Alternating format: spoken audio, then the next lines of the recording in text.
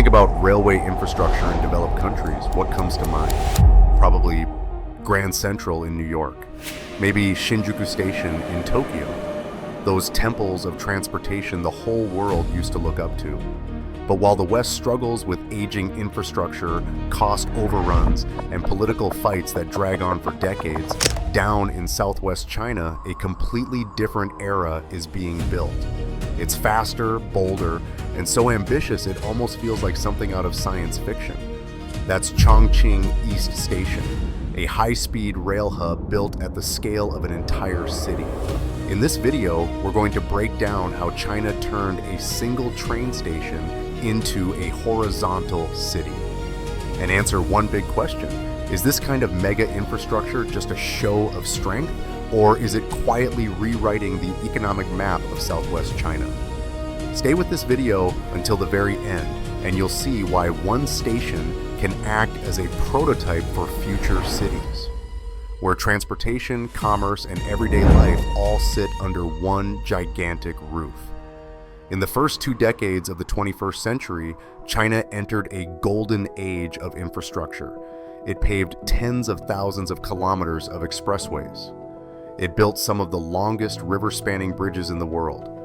And most famously, it launched a nationwide high-speed rail network that now blankets the country, something many richer nations are still stuck debating on paper.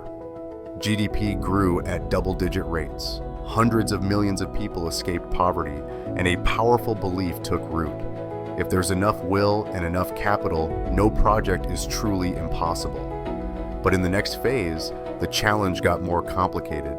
The gap between the rich coastal regions and the inland west was still huge.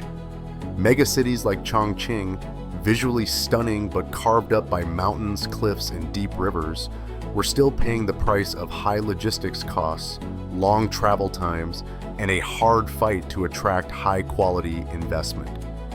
In that context, Beijing didn't just patch a few roads or give an old station a cosmetic upgrade. It chose a different path: build an entirely new layer of infrastructure from scratch and use it to redraw the spatial map of an entire urban region.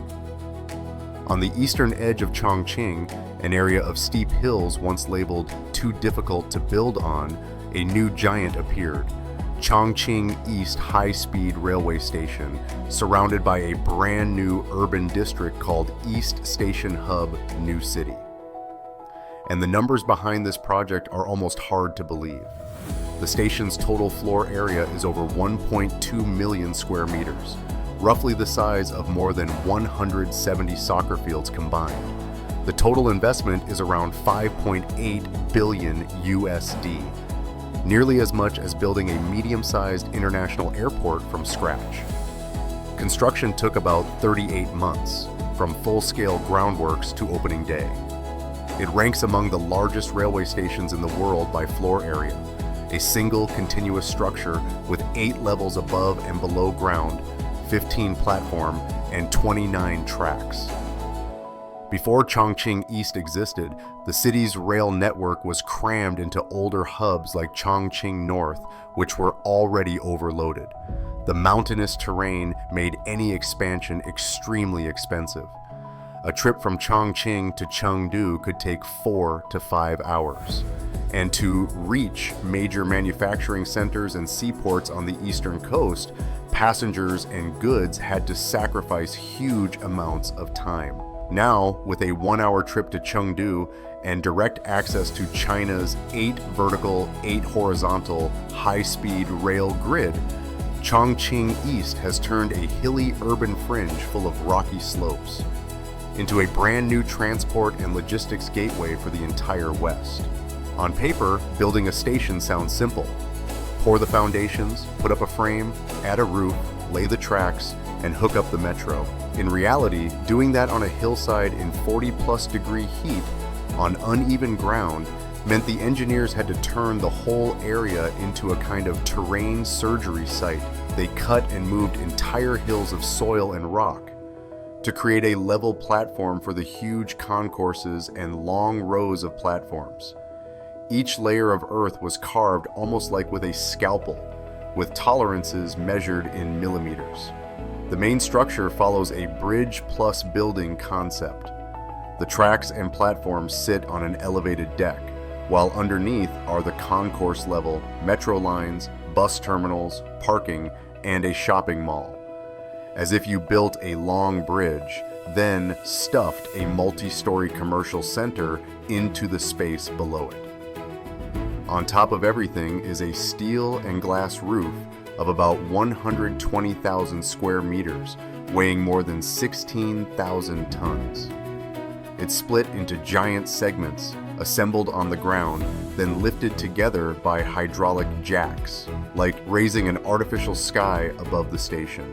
To hit the 38-month deadline, the project couldn't rely only on manual labor. An army of machines and robots joined in from day one. Laser-guided bulldozers leveled the ground with centimeter-level precision, cutting down on mistakes and rework. Concrete finishing robots worked almost non-stop, even in punishing heat, reducing the risk of worker exhaustion. Glass installing robots lifted panels weighing up to 800 kilograms and placed them exactly where the digital drawings said they should go. AI-powered safety patrol robots roamed the site, scanning for heat sources, spotting fire risks and misplaced materials before they could turn into actual accidents. Financially, Chongqing East isn't just a line item on some budget sheet. That 5.8 billion USD is stacked in multiple layers. China's central government put in capital for the strategic rail infrastructure itself. The Chongqing city government and China Railway Chengdu Group co-invested. The surrounding East Station hub New City used PPP and BOT models and commercial real estate development to pull in private capital. And the money flowing back doesn't just come from train tickets. It comes from retail and office rents inside the station complex, from shopping malls and hotels, from land values rising within a few kilometers of the hub, and from the new tax base built on top of all the businesses that cluster around this ultra-concentrated transport node. From a pure economic standpoint, Chongqing East is a time compressor. If the Chongqing-Chengdu journey used to take 4 to 5 hours, today it's about 1 hour. Millions of trips each year are now shorter. That means millions of hours of work time and fuel saved. Logistics benefits directly too. Goods from Western China can reach eastern ports and industrial centers faster, cutting transport costs per container and boosting the competitiveness of a region long seen as remote and hard to reach. Socially, a new station almost always pulls a new city around it. Around Chongqing East, land that once saw almost no investment is now attracting new apartment blocks, hotels and office towers, warehouses and logistics centers, and education, healthcare, and entertainment services for residents and travelers. Young people in Chongqing and nearby regions now have more options. They can build careers in services, transport, and logistics closer to home instead of feeling forced to chase opportunities in Shanghai or Shenzhen at any cost. On a regional and geopolitical level, Chongqing East puts Chongqing and all of southwest China in a very different position on the map. From here, major north-south and east-west corridors connect directly. The Chongqing-Xiamen line to the southeast coast, future routes linking Chongqing, Shanghai, and Chengdu, and branches heading to the northeast and northwest. It doesn't just compete with hubs like Guangzhou South or Shanghai Hongqiao. It also acts as an inland gateway for the Belt and Road Initiative, moving goods from Europe, Central Asia, and Southeast Asia across Western China by rail. When the first images of Chongqing East hit the internet, many people abroad honestly couldn't believe what they were seeing.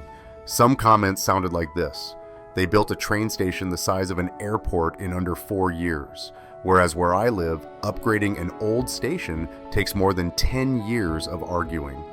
Another person put it more bitterly: here we sit in meetings and argue over blueprints. Over there, they've already built it and the trains are running.